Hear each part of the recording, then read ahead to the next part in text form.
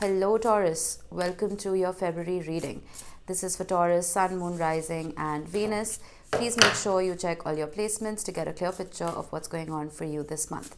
Now, as always, this is a general reading. It may or may not resonate for all of you.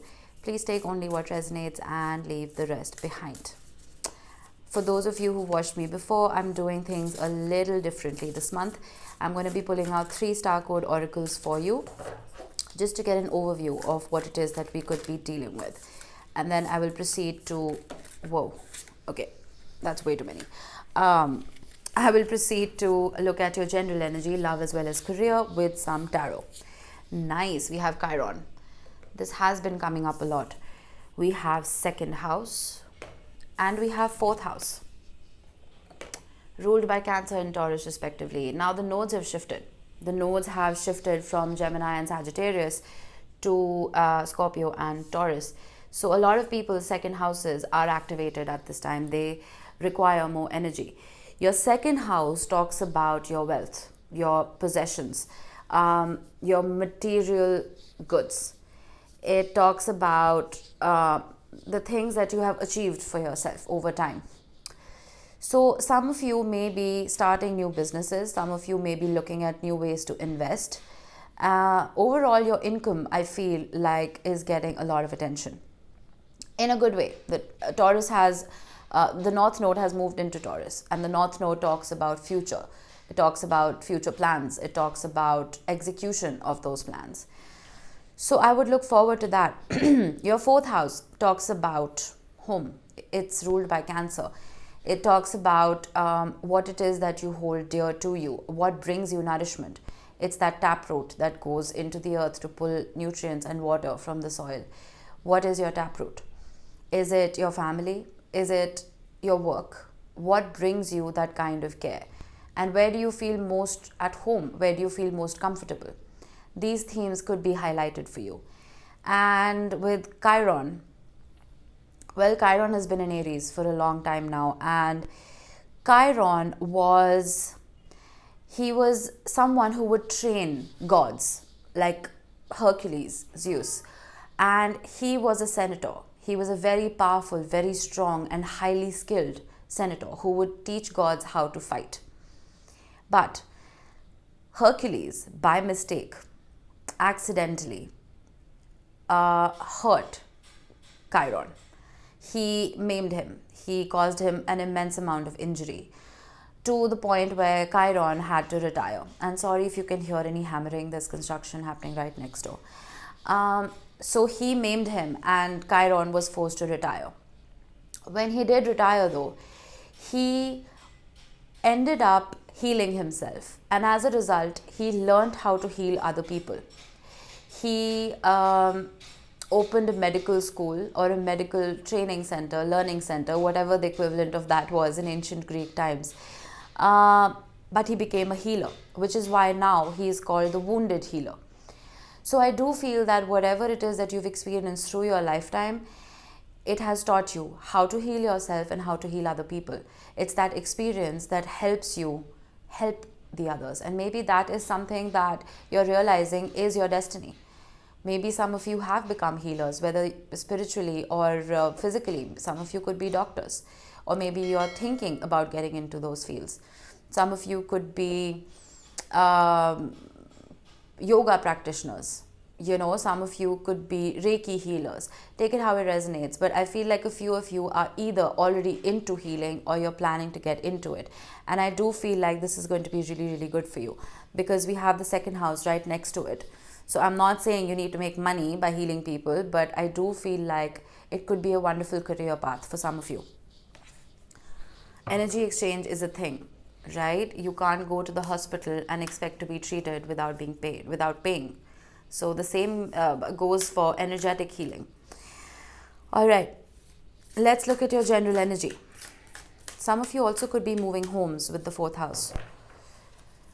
You're changing probably your definition of what home is. New moon in Gemini, think it through. I can't even tell you how many times this card has come out. And it's kind of ironic because Mercury is in retrograde, at least while I'm recording. And thinking it through, it just muddles everything right now. The energy is just not favorable to make any very, very difficult decisions.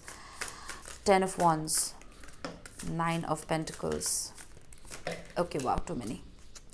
That is way too many. I'll take them. It's fine. Hang on a minute. You know what's crazy? You have the 8, 9 and the 10 of Wands and the Ace of Wands. Wow, that there's a lot of fire here. You're an earth sign, but you probably are dealing with a fire sign, or you have heavy fire in your chart. Okay.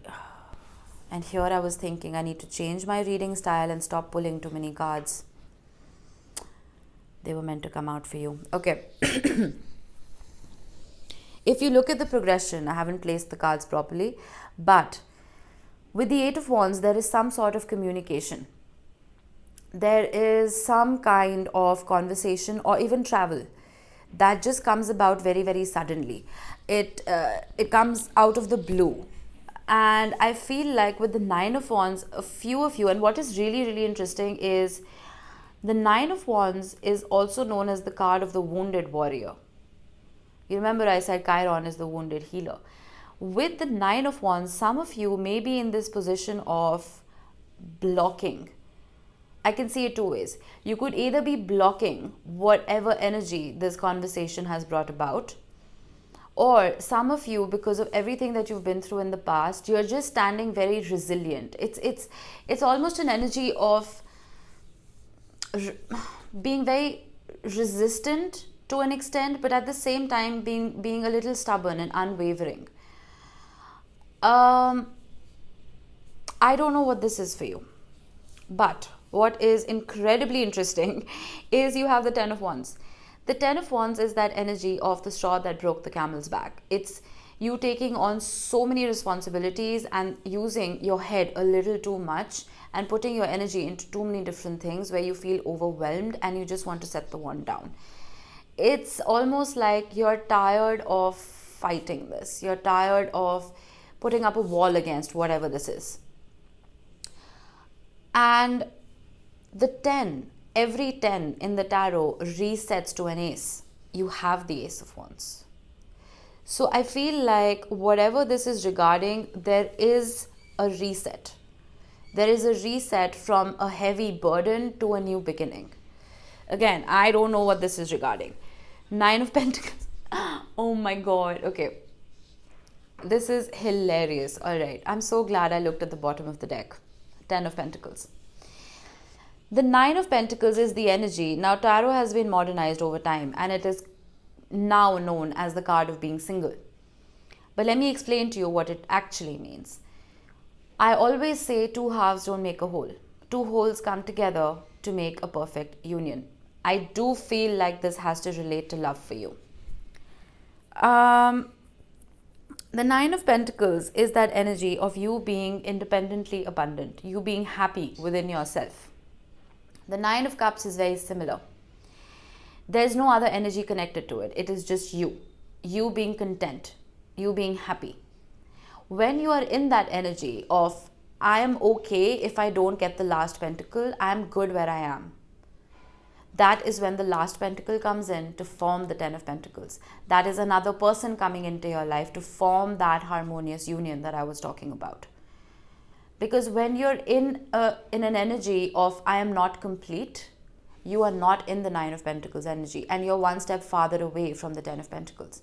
The 10 of Pentacles is an energy of being content with another person.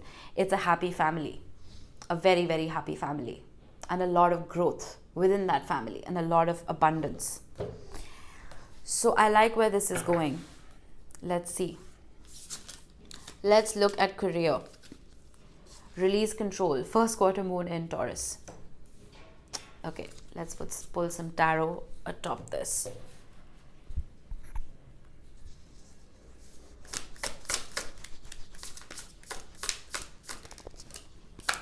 Nine of Swords. 5 of Wands. Okay, too many.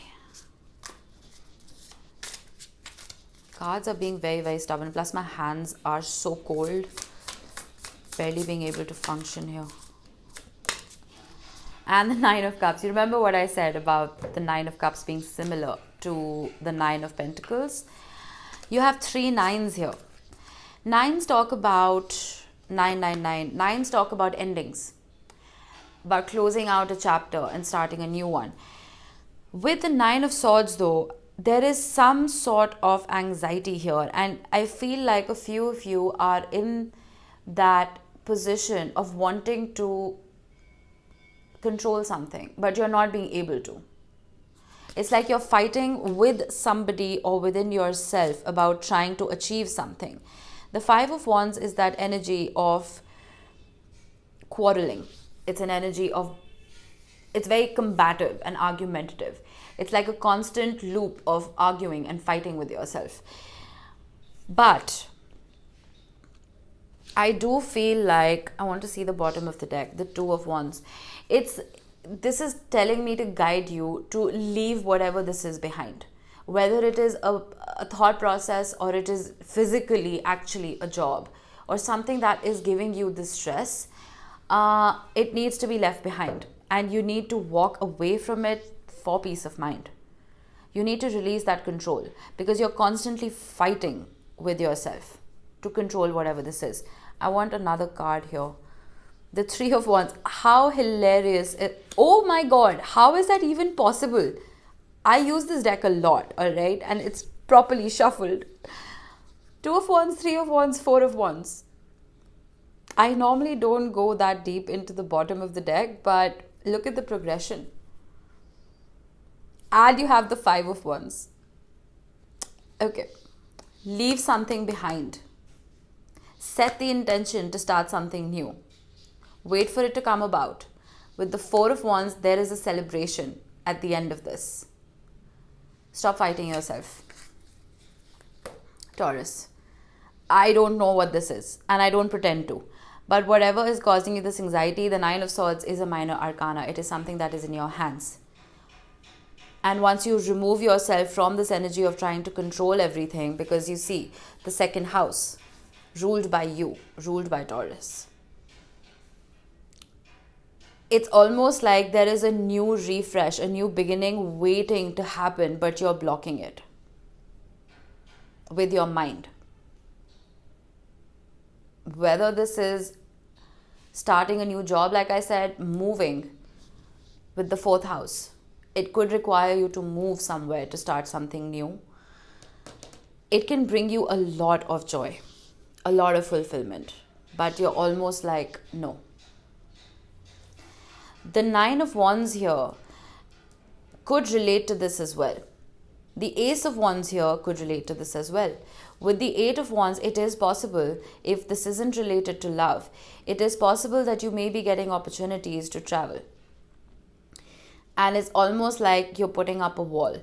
Once you bring that wall down, you have the Ace of Wands right here, which will bring you that happiness and that abundance.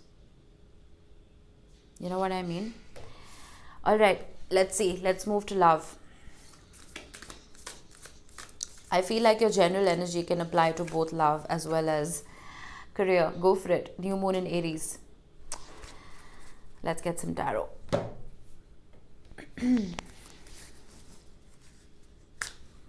My mic is just all over the place. I hope you guys can hear me clearly.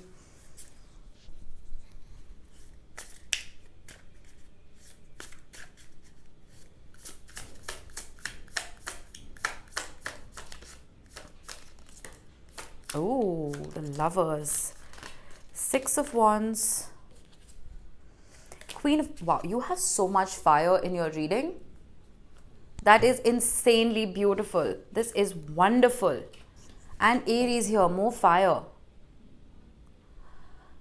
Wow. Okay, you have 1, 2, 3, 4, 5, 6, 7, 8 cards of fire. That is ridiculous. All right, listen to me, Taurus. Whatever it is that you are blocking, stop blocking it. Because with the Six of Wands, there is so much success here. There is a victory almost, like a personal victory coming in for you. Sorry about the interruption. So I was saying, I'm pretty sure your general energy is referring to both love and career. There's something you're blocking. Sorry about the noise. It is so loud for me. I don't know how loud it is for you.